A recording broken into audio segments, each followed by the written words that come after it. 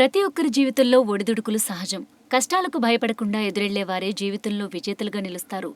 చిన్న చిన్న సమస్యలకే కుంగిపోతాం. అలాంటిది కిడ్నాప్ అయిన వ్యక్తి మానసిక స్థితి ఎలా ఉంటుంది?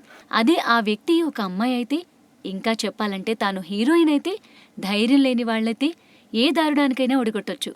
కానీ కిడ్నాప్కి గురై అగంతకులతో నరకం చూసిన భావన తాను ధైర్యవంతురాలనని ప్రూవ్ చేస్తూ ఈ మధ్య ఒక సినిమా షూటింగ్ కూడా మొదలుపెట్టింది. యాడమ్ అనే ఈ సినిమాలో కథానాయకుడిగా చేస్తున్న పృథ్వీరాజ్తో సహా పలువురు మాలీవుడ్ సినీ ప్రముఖులు భావన ధైర్యానికి పొగడ్తలతో ముంచెత్తారు. కిడ్నాప్ తర్వాత భావన సోషల్ మీడియాలో మొదటి మెసేజ్ పెట్టింది. జీవితంలో నేను కొన్నిసార్లు కింద పడ్డ సందర్భాలున్నాయి. నేను ఊహించని పరిస్థితులు చవిచూశాను. బాధలు పడ్డాను. అపజయాలు ఎదుర్కొన్నాను. కానీ ఒకటి మాత్రం నిజం, నేనెప్పుడూ వాటిని సమర్థంగా ఎదుర్కొన్నాను. నా మీద ఇంత ప్రేమ కురిపించినా, నా కోసం ప్రార్థనలు చేసిన ప్రతి ఒక్కరికి ధన్యవాదాలు అని పోస్ట్ చేసింది భావన. చాలా మంది పిరికి వాళ్లకి భావన మెసేజ్ ఒక కనువిప్పు.